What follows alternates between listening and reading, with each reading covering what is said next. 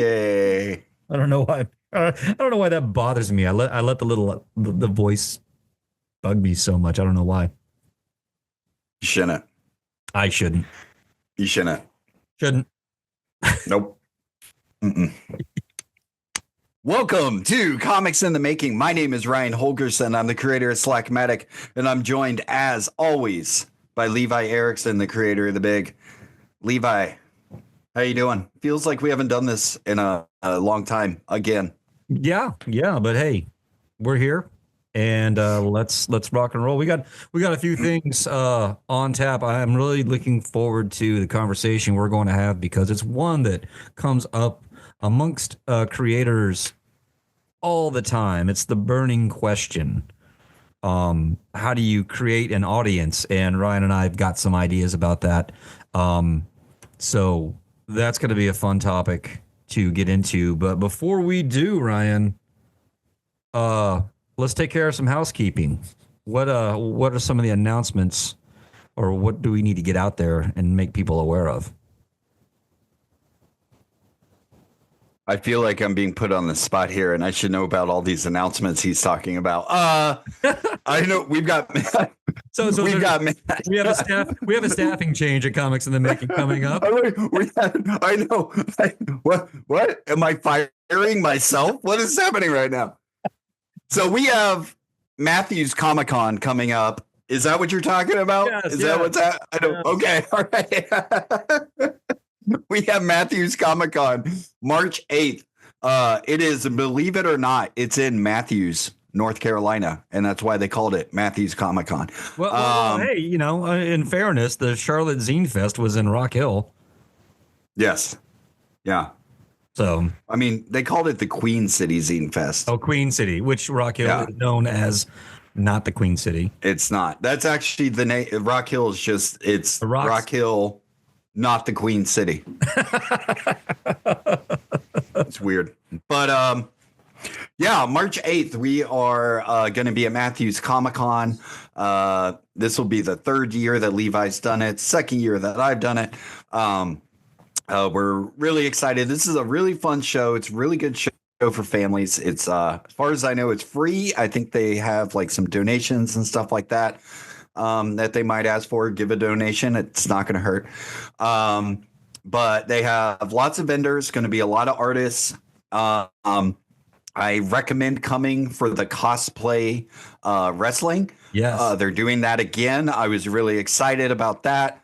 And I'm not really a pro wrestling guy. But trust me, it's really fun to like sit there and watch it in person outside under a canopy. It's a blast. I've got it right here in front of me. March 8th, 11 to 6 p.m. at the Community Center in Matthews. The vendors, comic vendors, craft vendors, game vendors, comic artists, that would be us. Sketch Charlotte's having an art show. The cosplay contest, anime and cartoon cars, those are pretty cool. Food trucks and more. I'm not actually seeing cosplay wrestling listed. I saw it just a few days ago. And you can go to the city of Matthews. All right. Well, look, guys, if there's not going to be cosplay wrestling, do not come to this event. Just forget it. No, it's not going to be worth it. No, stop. See, that's why we're letting you go. you just go rogue. I was gonna say just because I tell it like it is, people don't like it. No, definitely come. Definitely come and see us. See the other artists, see the other vendors. It's a good time. We'll have a link down below to the Town of Matthews website and right to the Matthews Comic-Con, all your info. They have a little list of do's and don'ts, especially around cosplay and props and stuff like that. So have a look at that before you come on out. But it is in a couple weeks. It's always a fun event. At the risk of by the time this video comes out, it was last week. It was last week. We had a great time at Matthew's Comic Con. Man, I just want to thank everybody that came and saw us. We're actually, before this video is published, we're gonna have to shoot Matthew's Comic Con wrap to edit to the end of this video. But man, you made me forget what I was gonna say too. I forgot. Not you. Yeah, I'm not. I don't want to. That's why I'm getting fired. I don't want to voice that on you. Yeah, that could be the title card for this episode. Ryan gets fired. That'll do some clicks. All right, so the Matthews Comic Con, go check out the thing. And I know, Ryan, you're working hard towards your own personal deadline for your next book. You want to talk about that a little bit? Yeah, sure. I'll talk about it a little bit. I'm working on a 40-page book called The Melting Dad. It's by far, I think, one of the weirdest stories I've ever done. Having a lot of fun doing it. I've got like 5 pages left for the comics, and then I've got a bunch of ancillary stuff I've got to do, of course, the cover and everything. But if you'd like to see it now, before it comes out, you can go to my Patreon, patreon.com/slackmatic. I've got it all up there. I've been posting the pages as soon as they get done. And then I've been compiling them. This story is actually split up into 4 chapters. So when a chapter gets done, I release it again, all complete.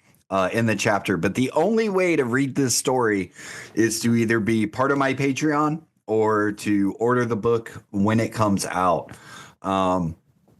Which is, it's stuff I've done before, like in the past, years and years ago, of course. But this is kind of a new thing for me in the last few years. I'm so used to, putting stuff out as soon as it's done, or serializing, even if it's like a longer story.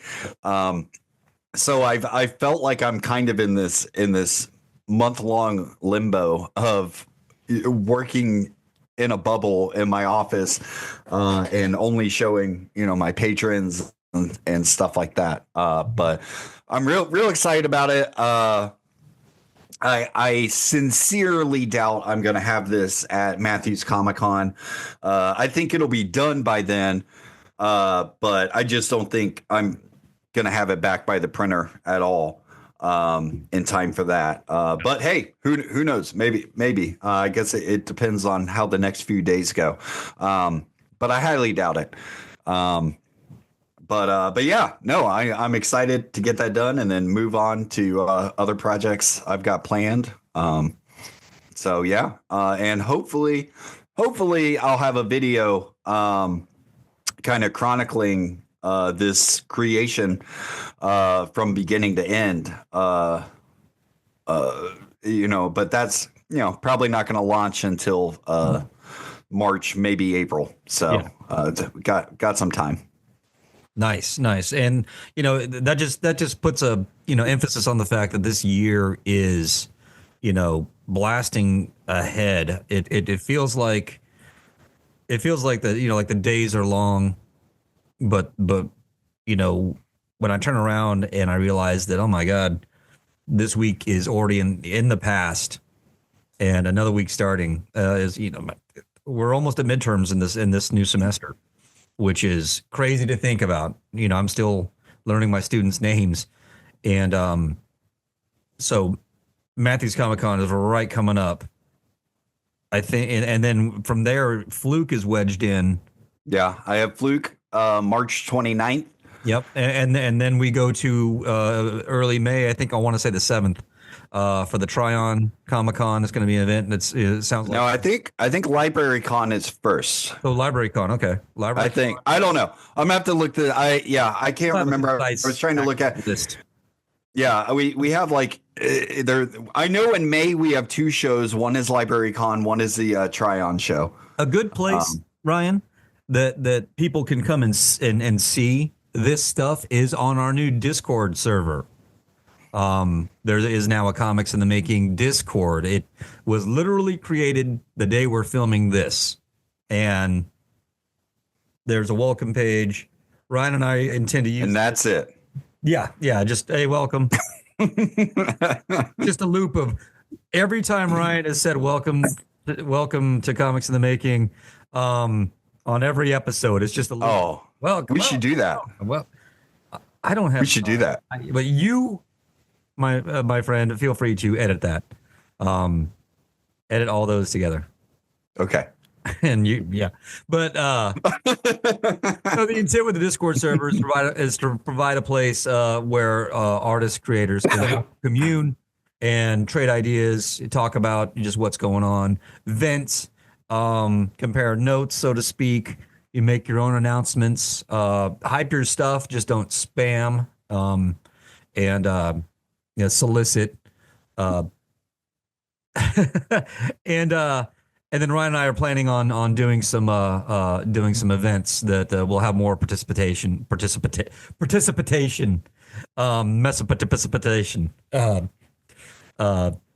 with everyone out there, So, and as at time of filming, we have over 200 people who dig what we're doing. So we'd love to see you all over at the Discord, hanging out and taking the conversations to the next step. So that's the Discord. Speaking of audiences, it's exciting. Speaking of audiences, Ryan, how the hell does a comic book creator even get one of those things? I have no idea. I thought you said you knew. That's why we were going to talk about it. No. So right, you're fired. I think when it's gotta be one of the most talked about subjects with comics and comic creators. And I think, to be fair, I think this is kind of a conversation that is I think it's a modern conversation. I don't think you necessarily would have heard this per se 40 years ago. You know what? I could be wrong. And I'm going to say that I could be absolutely wrong. I'm sure indie creators were, trying to find that audience and everything and stuff like that. But all I'm saying is, back then, let's say you were actually printing a book and getting it into comic shops, you were kind of beholden to the distributors, and then getting your word out and stuff like that. But in this day and age, and I think, I'm not going to say it's part of the problem, but that's how I'm going to say it. Part of the problem is there's just so many creators out there. And I think that's good. Yeah, the world's definitely a better place. This whole process has become democratized. Music as well. We often will parallel music. YouTube. Anyone can create any kind of media and get it in front of people. And, right. And but with that has come how do we get the audience? And it's also come with you're looking at all these other people that in your mind they found the audience, they've got it, and you're like, I want that, I want what they have, and I get it, I do too. I mean, this is not me trying to point fingers and everything. I have those feelings. There are definitely times where I go, man, oh geez, I wish I could just get that. I wish I could just have 10% of what that creator has. Yeah. But it's time and time again is that question: how do you get the audience? How do you get the audience? How do we get the people? And and look, I have a small audience. Okay. Mm-hmm. I do not have a huge audience by any means. In the past year, I've definitely grown my audience exponentially on Reddit, and starting to on Imager. I'm having a lot of luck. TikTok to a certain extent. But here's the thing: there is no cheat code for finding an audience. There's just none. There's no magic hashtag. Yeah. There's none of that. And I think part of the problem that I see with a lot of creators, a lot of them are young creators, they're chasing the audience. They're not letting the audience come to them. And what do I mean by that? You see a lot of people doing stuff that to me comes off as disingenuous and following things that are happening in the news and current events and stuff like that, coming up with gag comics and stuff for that. To really, let's capitalize on the hashtag of the hour. Let's capitalize on the news from this day or whatever. Right. Look, if you're good at that, if that's your passion, hell yeah. I'll be 100% honest. Most of the ones I see, they don't work. They don't work for me. Yeah. And I also wonder when it comes to stuff like that, okay, maybe you're getting eyes on it. Maybe you have a comic go viral, but is that an audience? Right. Does that mean that they're going to keep coming back? Or did they just see that one post and go, huh, yeah, that's funny. That makes and then go on and move on. So where is the line between like an audience base and fans? Yeah. Right? So like, okay, so we have however many subscribers to our channel, right?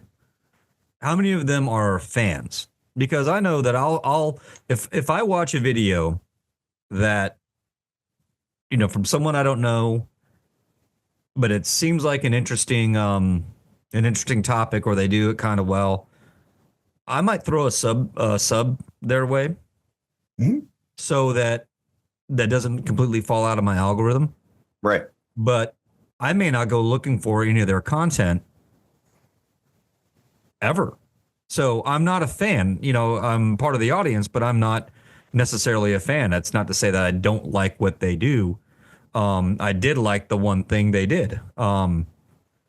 So, when you get an audience, I think a certain population of that audience are your fans. You know what I mean? And and that puts another layer on the whole thing.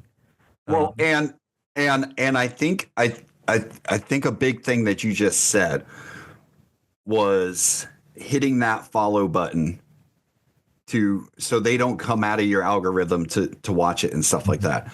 So how much of when we're talking about an audience, and that's where I'm talking about this being a modern conversation, how much of that is just looking at the numbers on your social media accounts? How much of that is how many followers do I have? How many likes do I have? This and that. And that doesn't necessarily mean audience. And to that, yeah, exactly. To that point, I mean, I'm going to point it on me.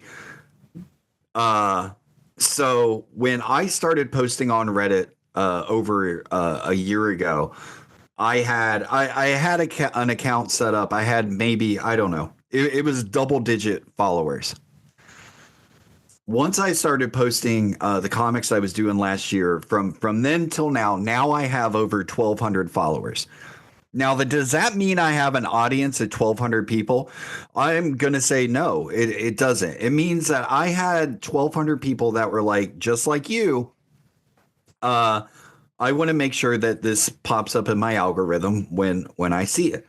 Now, I know from that 1,200, though, I definitely have some dedicated readers, because when I post a comic, I see those same names popping up, leaving comments saying, great job, love this one, trying to get into the quote unquote lore of the Audrey and Dad world, which I find highly amusing, but I love it. I love it.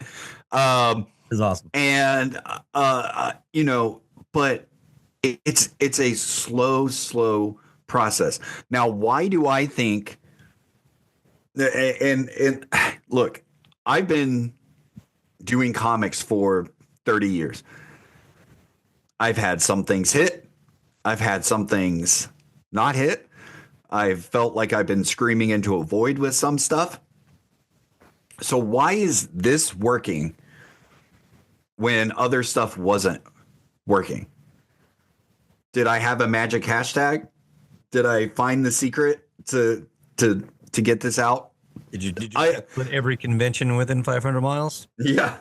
And here's the thing. I don't have an answer for that because I don't know. Here's what I suspect. The comics I'm doing right now are exactly what I want to do. Yeah. Exactly what I want to do. When I first started doing comics, I did a series called Wimmick and Ted. And actually this series that I'm doing now is very similar to that. When I first started doing Wimmick and Ted, it was exactly what I wanted to do. And I was building an audience with that. And this was pre-internet. This was actually going to conventions, trading books, stuff like that. After that, you know, the next big kind of audience I got was a comic called Kitty Litter. Mm-hmm. And I got a fairly good audience, but I got to be honest, at a certain point, I was just not that into it. I started getting burnt out. I was chasing an audience. And I absolutely was. This was the early days of webcomics. I was seeing these people that were starting to make a living from doing comics on the web, getting advertising, selling T-shirts. That's how you did it back then. And I was chasing that. And because I was chasing that, honestly, I was shitting out a bunch of comics. I was shitting out not good comics. I mean, I still had fans. I still had people that were like, ha ha, that was funny or whatever. But when I go back and look at it, they were not successful comics. And then I kind of had this weird void period where, I mean, I quit comics altogether for years where I was just playing music. But I had noticed in the last few years, look, I'm confident enough as an artist to say, yeah, no, I'm a good artist. Yeah. But when there was a long period of time where I was just posting pretty much illustration work. Here's a picture, build the story from that picture. Of course, I did a bunch of page of things, which was, you know, very similar to that. And those didn't 100% hit. Like some people would like it. It was here and there, whatever. But when I would post comics, mm-hmm. where it was the combination of those pictures with the story, with the humor and the jokes and the monsters and everything that I put into everything that I love, it would start getting traction. Mm-hmm.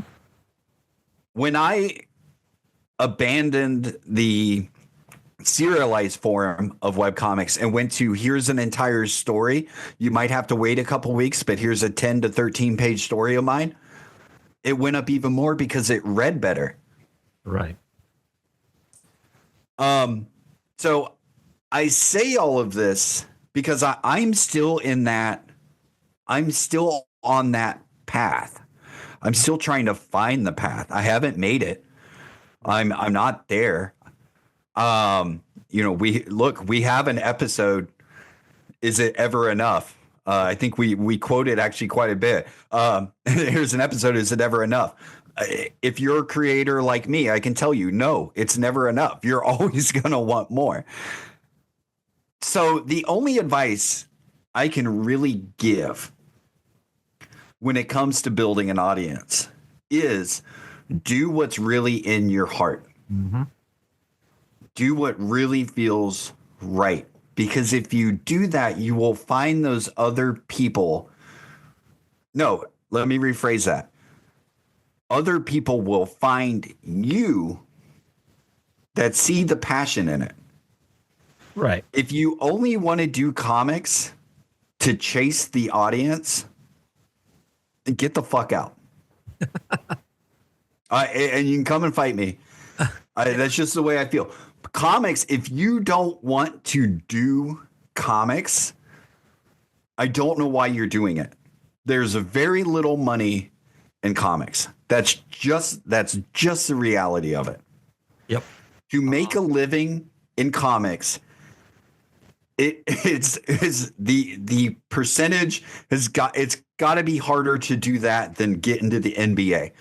It's not easy. So if you're doing it, you need to do it for the passion and for the love, and because it's honestly because it's kind of part of your life. At this point, comics is just part of my life. Yeah, 100%.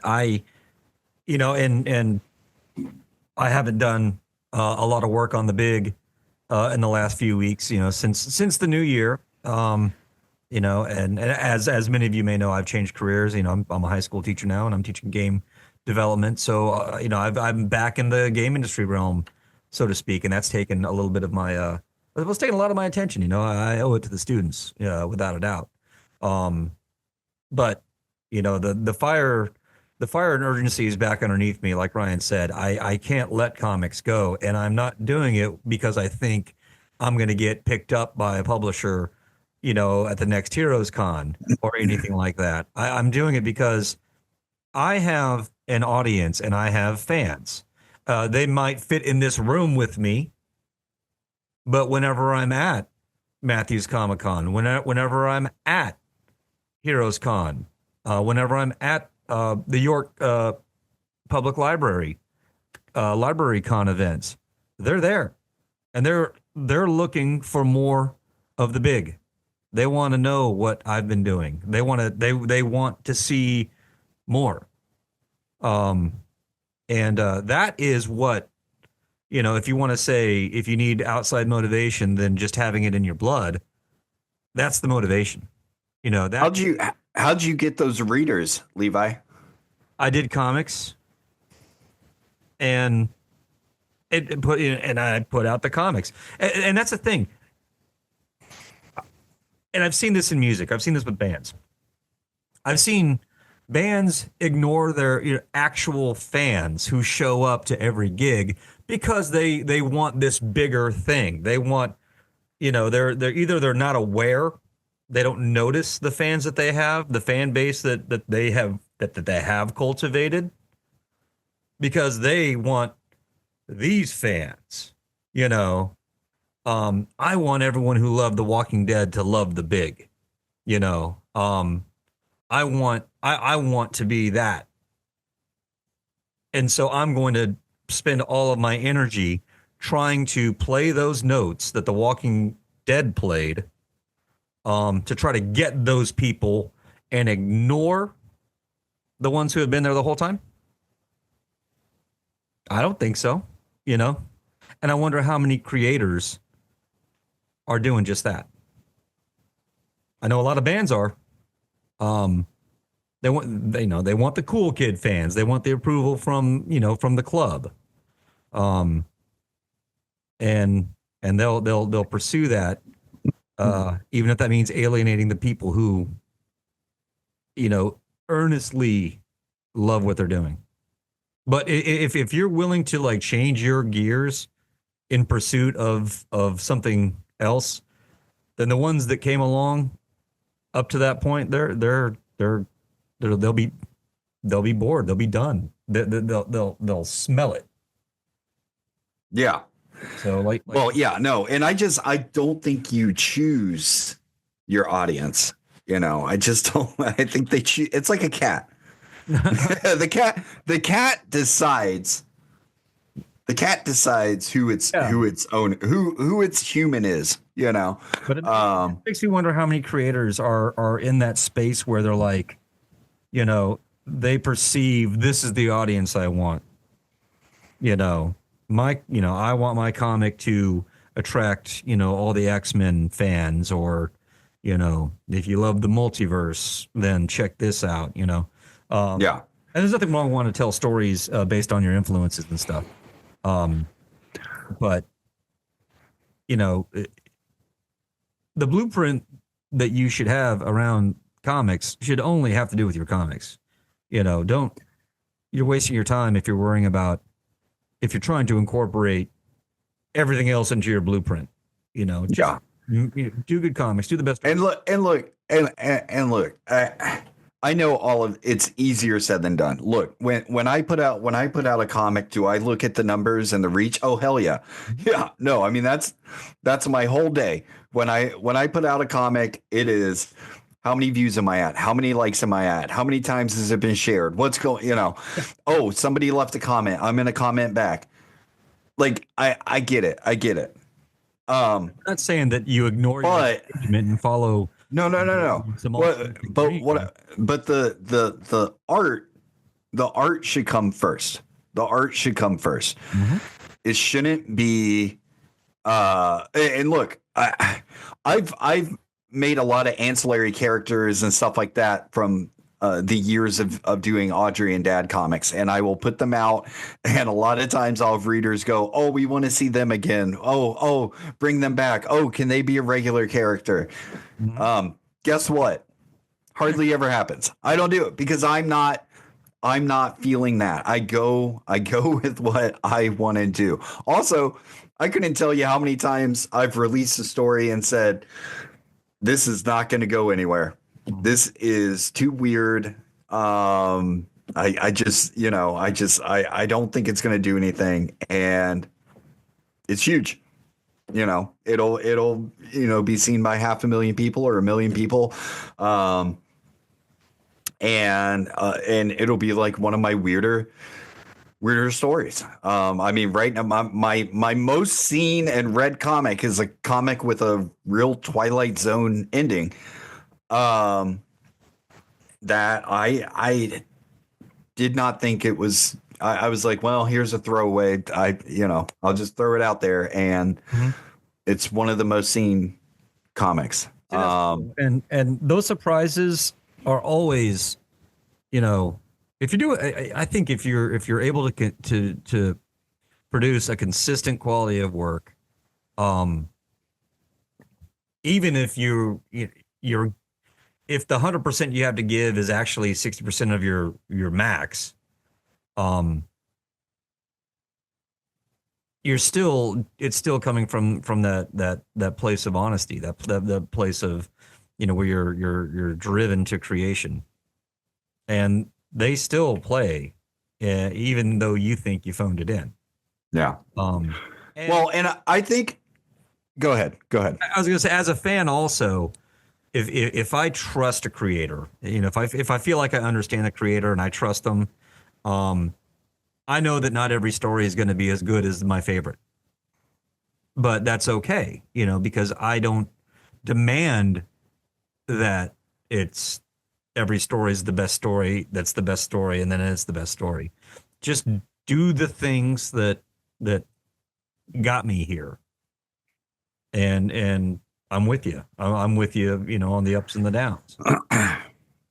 Right. And that's what a fan is instead of just an audience. Right. No. And I think it's important as creators to point out or find what brings you joy.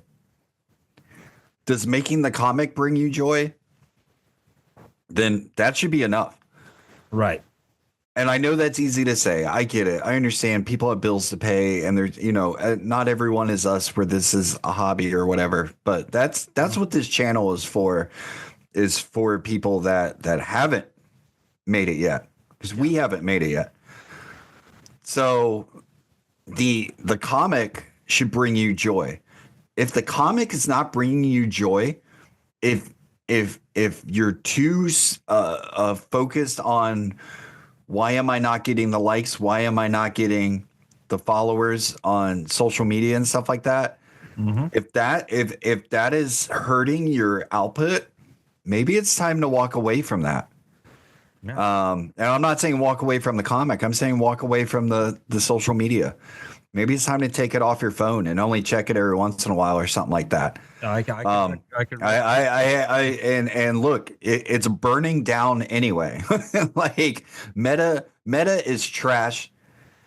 Twitter is I've been off Twitter for I don't even know how long.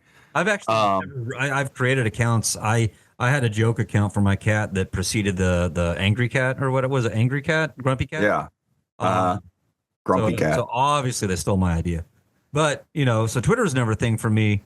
Um, Facebook's not on my phone. I check it maybe once every weekend, maybe not. Um, if you want, if Instagram is the real one that I use, that I look at, and I just post pictures of food. Yeah. And But Instagram, I mean, not to go on a social media rant, but I mean, Instagram's algorithm is so horrible. yeah, yeah, It's a which is why we have the new Discord server that you should come join. You want to commune, you want to talk to artists, you want to share your stuff and compare notes, vent, talk shop, whatever. That's an extension of this show, but it's also a space where we can moderate ourselves and not have to worry about the outside influences. So check it out. The links down there below, and as well as the City of Matthews, Town of Matthews Library Con link. Also elevating the good stuff that Ryan's getting into as we speak. So I don't know. It sounded like I'm wrapping it up. You were in the middle of a thought, but no. I'm done. I have nothing else. I just, yeah. as far as like an audience, follow your heart. yeah. And again, I get it. I we all want the audience. We all want it. I get it. But that's gotta, to me, it's gotta come organically. It's gotta come naturally. Mm-hmm. I've never paid, to boost a post on any of these platforms or anything like that. I'm going to tell you right away. I did do it when I was playing in the band. We did it on Facebook. We got a few followers, and that was it. That was it. And again, those aren't fans or whatever. Yeah. So, and your audience may not be at the local comic shop or walking the aisles of a convention. Think about what you're doing and who it reads to, and your audience may be someplace completely unexpected. So it's good for everyone to do a little gut check and get some situational awareness. Yeah. So can't think of a better place to end it than that. You will never get fans or an audience if you just don't do the damn thing. Hell yeah.